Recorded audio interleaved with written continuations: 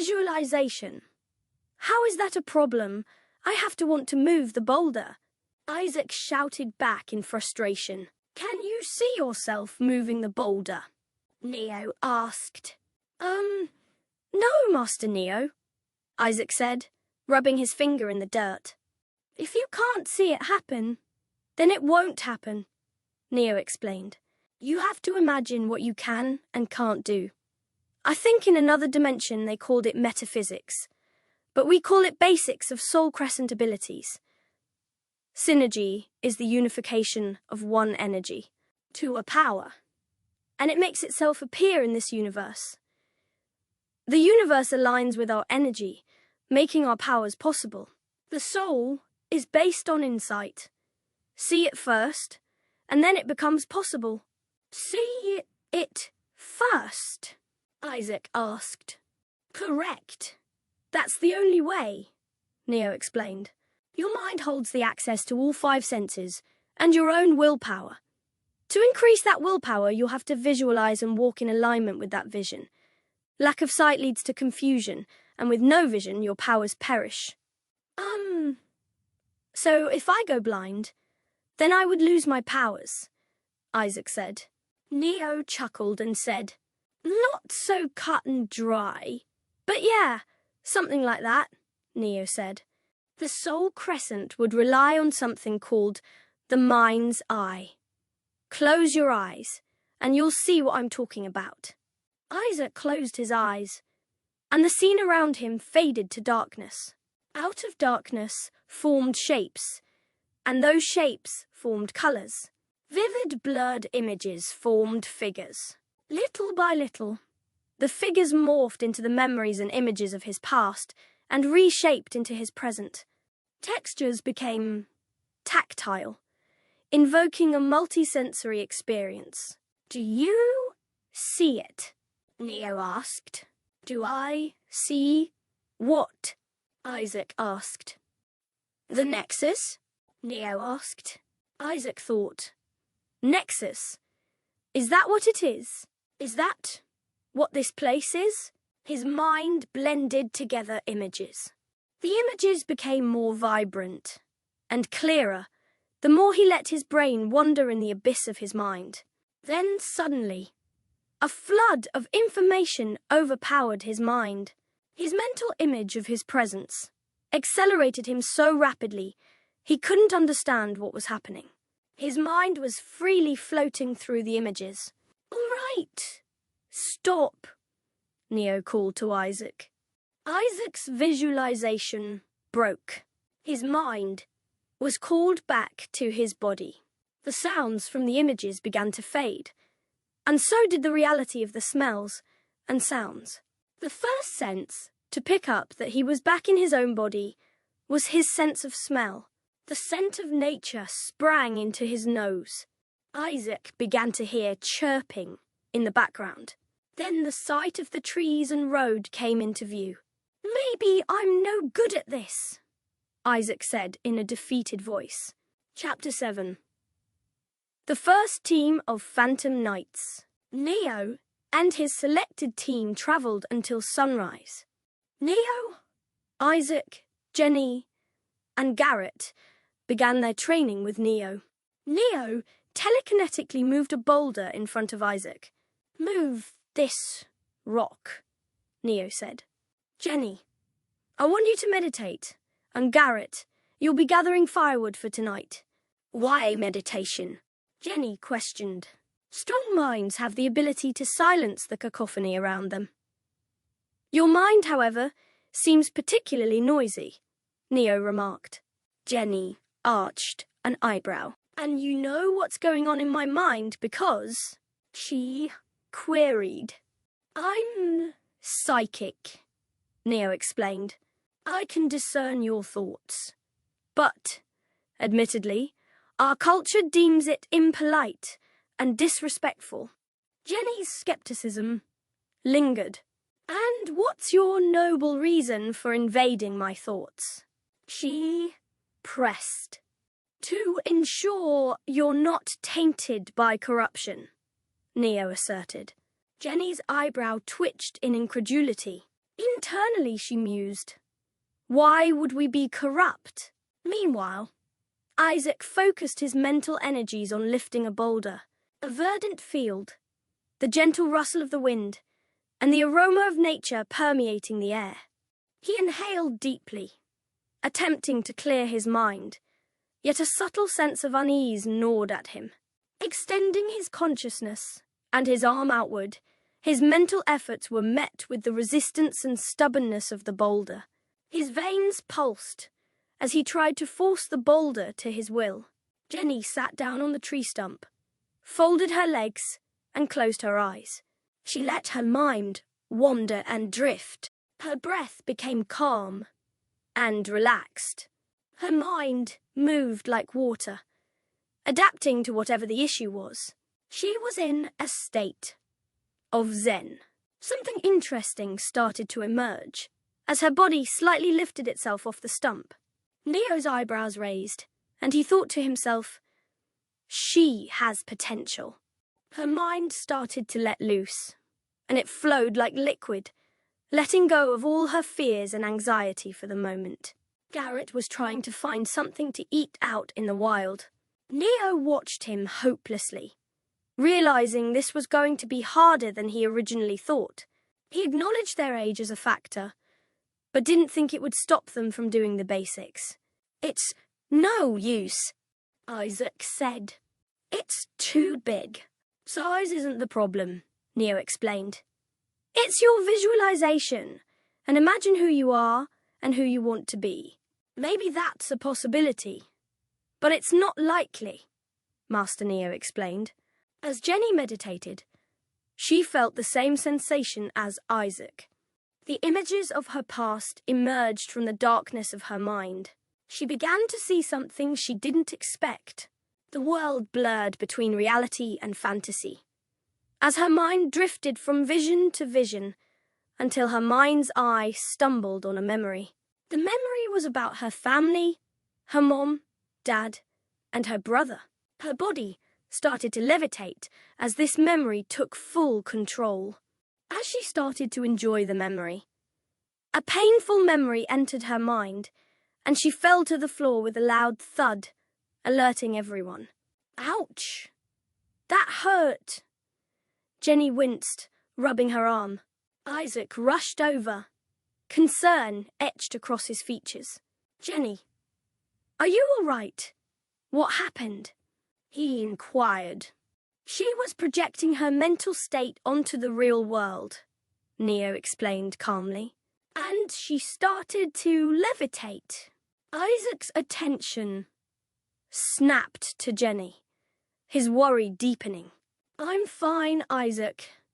I don't need you to protect me, Jenny reassured him as she picked herself up. Her hand wasn't quite steady as she brushed the dirt from her knees, and she didn't quite meet his eyes when she said it. Isaac opened his mouth to argue, then thought better of it and let it go. Neo, meanwhile, sharpened one of his blades and drove it into the ground with a determined air.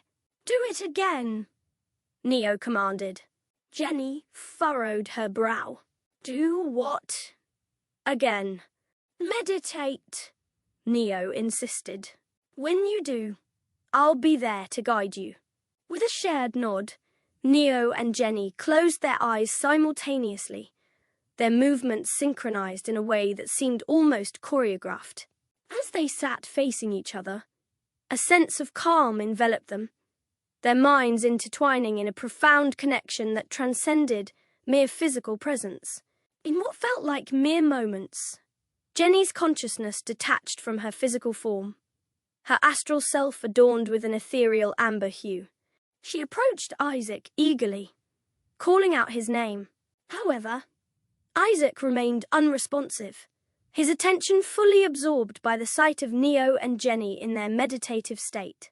Jenny couldn't help but chuckle at his perplexed expression, her thoughts echoing his curiosity. Suddenly, Isaac jolted, his eyes wide with alarm.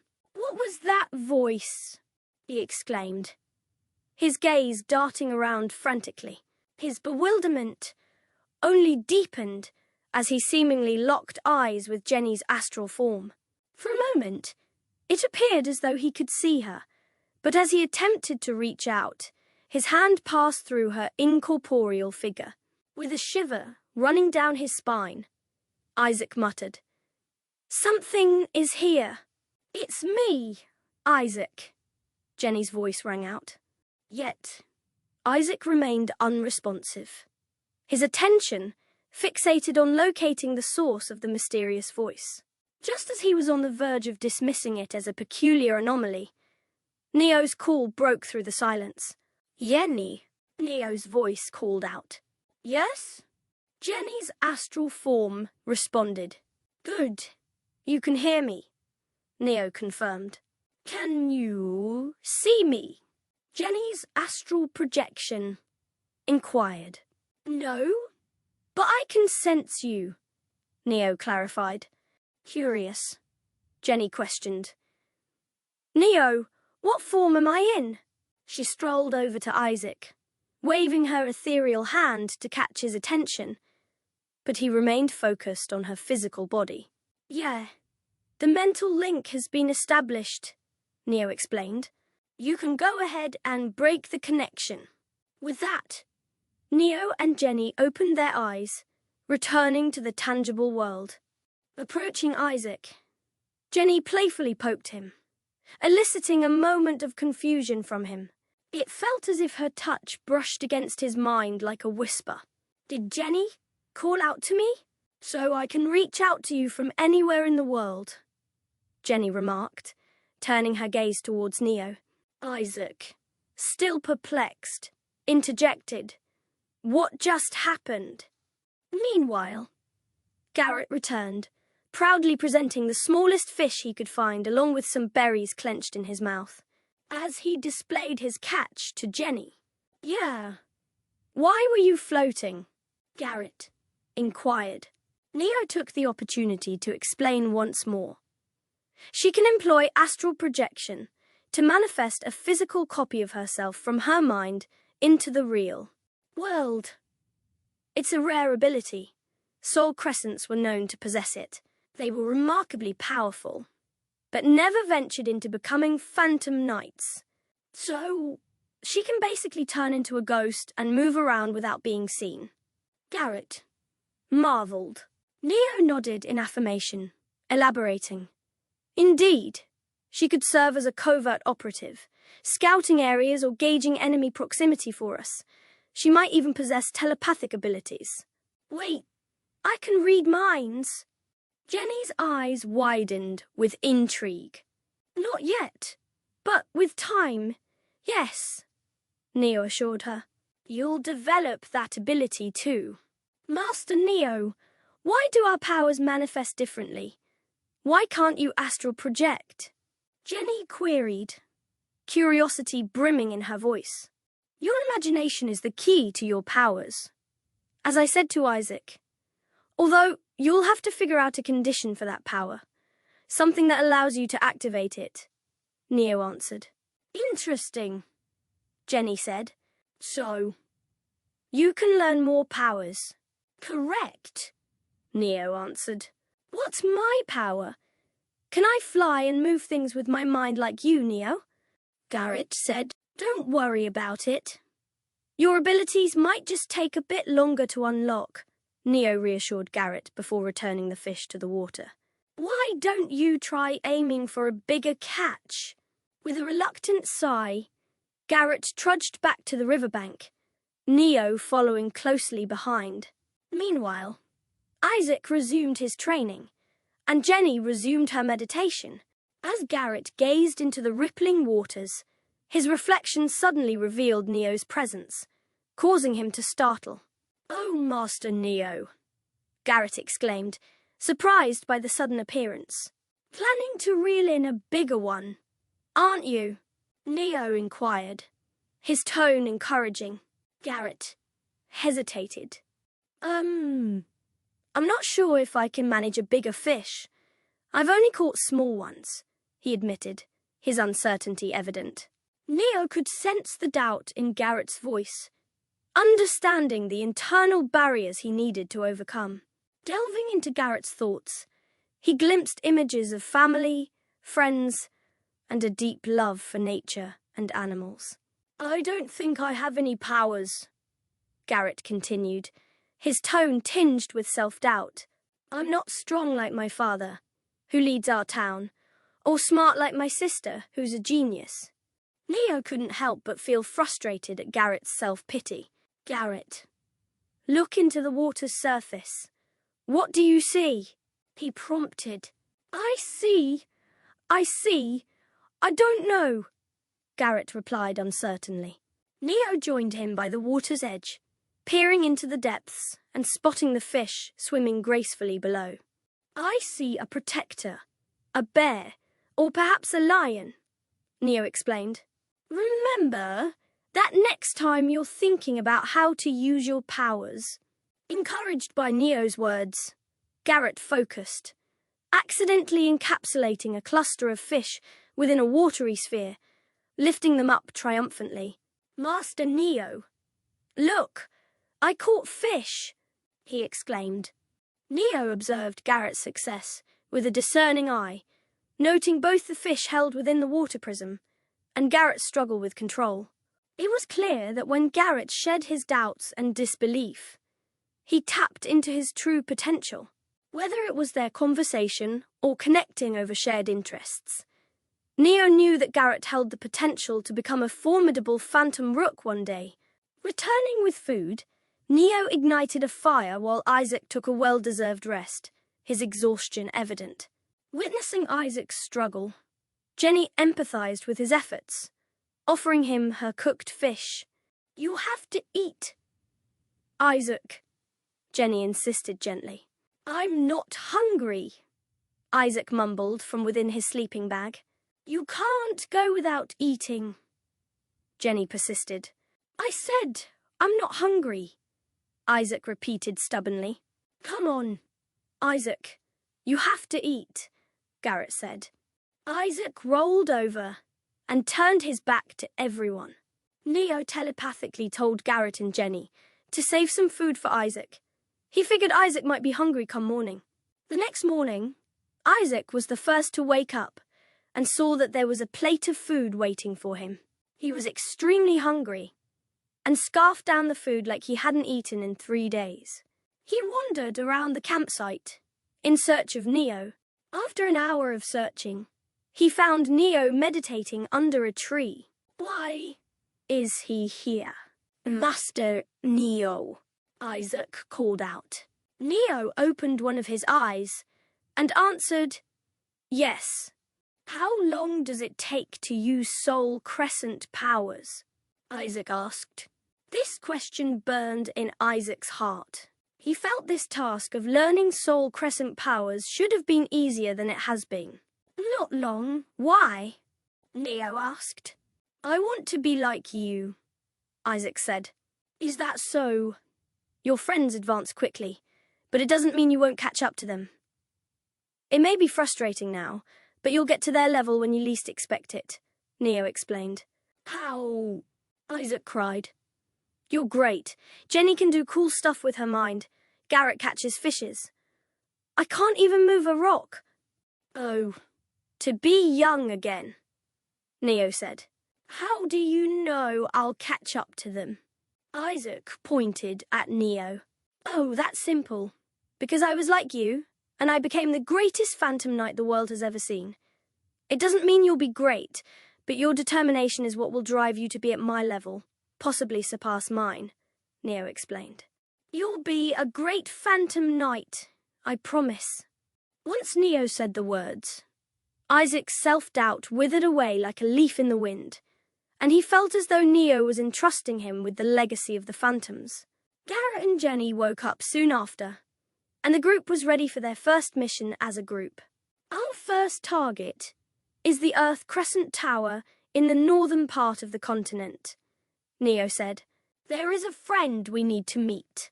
The first town they arrived at was the Merchant City Vault. The city was connected by railroads that carried heavy freight from one location to the next, workers unloading what they needed, while the train kept moving. Neo had a fake ID for all three of the kids, himself included, and the group was granted entrance into the city. The first thing they noticed was all the propaganda about the Phantom Knights and the Soul Alliance. Wanted posters featured some of the Phantom Knights, like Matt Champion. The city was a work of art. Unlike Vale, it was built with open trade in mind. As Garrett walked by, he noticed a bunch of wanted posters for some bandits who'd stolen artifacts, with a high reward attached. "Hey, what's this?" Garrett asked. "Seems like a bounty," Neo explained, ripping the poster off the wall to take a look at it. "We shouldn't get ourselves involved with this stuff." "Why not?" Isaac asked. "We're Soul Crescents, and we're the most wanted group of people in the world," Neo explained. Neo threw the poster on the ground and kept moving. "Let's go, everyone." When no one was looking, Isaac picked up the poster and kept it in his pocket for safekeeping. Isaac thought, "We're supposed to protect people, Neo. I think it's you who has it wrong." Under the cloak of night, Isaac clandestinely slipped out of his hotel room, driven by the determination to track down the bandit. As he ventured into the city streets, a palpable tension hung in the air, with gangs lurking at every turn. Isaac couldn't shake the sense of peril that surrounded him. Yet he pressed on, steeling himself against the mounting fear in his gut. Navigating through the labyrinthine pathways of the city, Isaac stumbled upon an area alive with activity, the heart of the city's nightlife. Here, amidst the pulsating energy and vibrant atmosphere, people congregated to revel in the spirit of festivity and joy. Street musicians serenaded passers-by with melodious tunes, while laughter echoed through the bustling crowds. However, Isaac remained oblivious to the sights and sounds around him, his focus squarely set on his mission to locate the bandits. Lost in his thoughts, Isaac was abruptly accosted by a woman who seized his arm and solicited him for cash. Jerking his arm away, Isaac tersely declined before swiftly continuing on his way. As he pressed further into the entertainment district, he found himself drawn into a scene of chaos unfolding before him. A young girl pursued by a group of menacing men. Instinctively, Isaac trailed after them, witnessing the girl's capture and subsequent struggle as she was forcibly restrained. Unable to stand idly by, Isaac sprang into action, delivering a decisive blow to one of the assailants and freeing the girl from their grasp. "Run!" Isaac's urgent command pierced through the tumult as the girl seized the opportunity to flee to safety. However, his heroism came at a cost as he found himself ensnared by the remaining assailants, their menacing grip tightening around him. "You've got a lot of explaining to do," one of the guys said, as they carried him back to their place and locked him into a room. They threw him onto the chair and tied him up. Isaac couldn't move his arms or legs, or wiggle his hands out of them. "We'll be back to get the boss to see what he wants to do with you. You'll be paying us back for the treasure we lost," the men declared before exiting the room and sealing the door behind them. Isaac couldn't help but think, well, this isn't going according to plan. With no means of contacting Neo or Garrett for assistance, he felt a sense of unease settle over him. Suddenly, the door creaked open, revealing a blonde-haired boy standing in the doorway brandishing a knife. Isaac's initial panic subsided as the boy gestured for him to remain silent, swiftly cutting the ropes binding Isaac and setting him free. "Come on, we need to get out of here," the boy urged, guiding Isaac out into the city. "What brings you here?" Isaac inquired. "I'm looking for information on Master Hamlet," the boy replied. "Hamlet?" Isaac echoed, puzzled. "Yeah, he's a merchant, but he's also my foster father," the boy said. "You're looking for your father too?" Isaac replied. The blonde-haired boy nodded. "Yeah, "What's your name?" he asked. "Isaac." "And yours?" Isaac replied. "Evan." The boy introduced himself. He held out his hand. "Nice to meet you." The boys shook hands, and as their hands clasped, a bond formed between them, their shared experience fostering an instant connection. "When I saw you help out that girl, I figured you weren't from here. You must be a tourist. Where are you from?" "Vale." "My home village," Isaac revealed. "Although I wouldn't exactly call myself a tourist. I'm just visiting." Isaac exhaled, only now noticing his hands were still trembling. "I thought that guy was actually going to shoot me," he admitted, wiping his palms on his pants. Evan glanced at him, some of the earlier caution in his eyes easing. "Yeah, well, you're not dead," he said. "That's usually how I tell a night went well." Isaac managed a shaky laugh. It was the first time all night his chest didn't feel tight. "Well, this is an entertainment area. Girls that go missing end up here all the time," Evan stated. "In that case, we should do something to help them," Isaac asserted. "The crime lords here are too powerful," Evan cautioned. "Negative. Corporate greed runs the streets here. The police are just as corrupted as the crime lords," Evan explained grimly. Suddenly, a shadowy figure emerged, seizing Evan and muffling his voice. "Run." Evan managed to gasp before being silenced. "No," Isaac refused, determination flashing in his eyes. Closing his eyes, he attempted to summon his powers, reaching out in a desperate bid to levitate the assailant. Seconds stretched into agonizing minutes, but nothing happened. Panic gripped Isaac as the bandit brandished a gun. "No." "Run! Get out of here! Save yourself!" Evan pleaded urgently. "You should listen to your friend over here," the bandit taunted, his grip tightening. Suddenly, a loud scream pierced the air as Evan bit the bandit's hand, forcing him to release his hold. "Run!" Isaac echoed, and together they sprinted down the alleyway, the bandits in hot pursuit. "We need to be cautious," Evan advised as they navigated the alleyways, eventually reaching the street. "We can sneak back into the house we just escaped from through the air vents." Isaac nodded in agreement, his thoughts racing. "I guess I can help this guy. This is what being a phantom knight is all about." Stealthily, they made their way back to the house, evading the vigilant bandits searching for them. Upon reaching the house, they opened the air vents and crawled inside. As they eavesdropped on conversations between the crime lords, one name caught their attention: Hamlet. "So even the big merchant himself was sold out," a big guy said. "Yeah.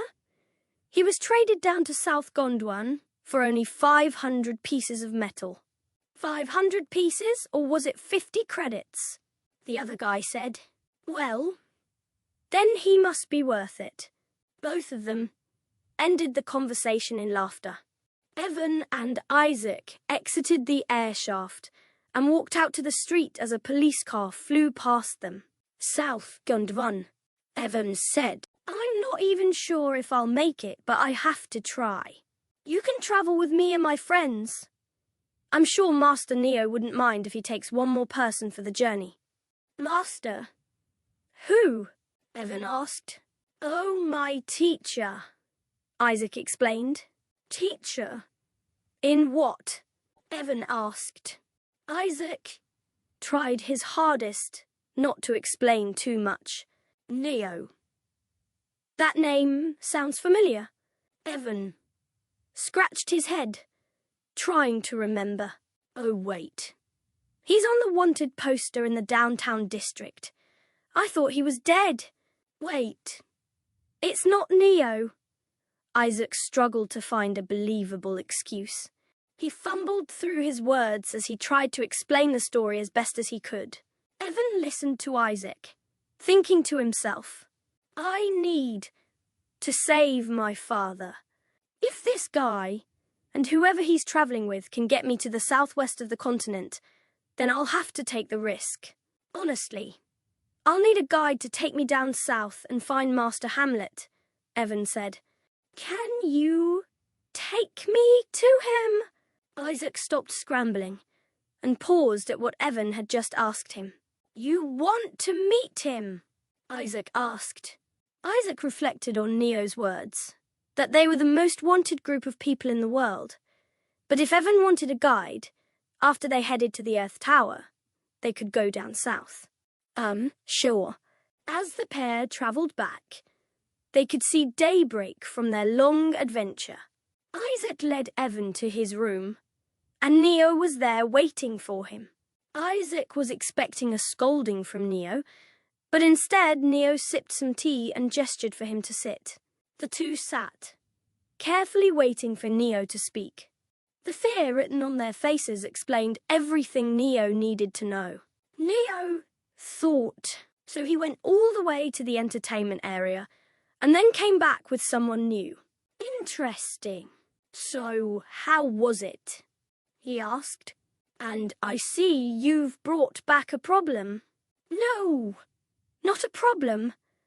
Possibly another Soul Crescent, Isaac said. Is that so? I'll be the judge of that. Neo delved into Evan's mind, uncovering a torrent of desperation and determination, with thoughts of a man named Hamlet rising to the surface. You're searching for someone named Hamlet? Yes, Master Neo. He's important to me, Evan explained earnestly. You know my name? Neo's gaze shifted to Isaac, seeking confirmation of Evan's claim. Yes, but I promise not to reveal your identity to anyone. I need help. I must find Hamlet. He might be in the south end of this continent, Evan elaborated. I'm not sure if I can assist you in finding this Hamlet, Neo mused. But here's what I can offer. I'll bestow upon you the title of a Soul Crescent.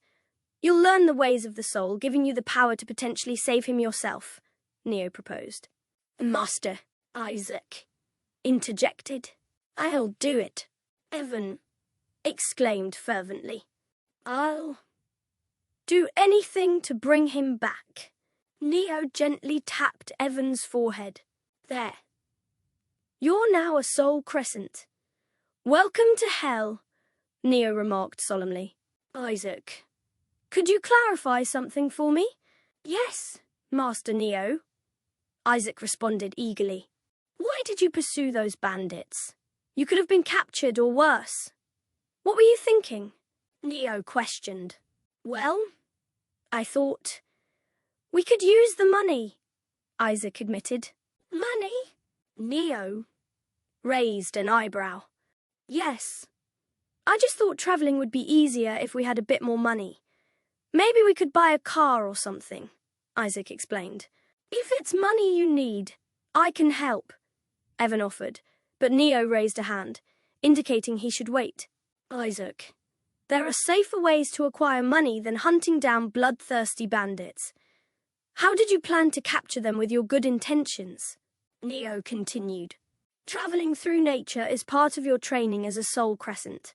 I'd love to one day take you to Laraja, the home of the Soul Crescents. But for now, what's important is your safety. Let's get breakfast, and then we'll discuss our plans with Evan. Sound good. Both boys agreed, and headed down to the breakfast room to grab a bite to eat. Neo thought to himself, everything is going to be all right. Adding another person to the group wouldn't be a problem.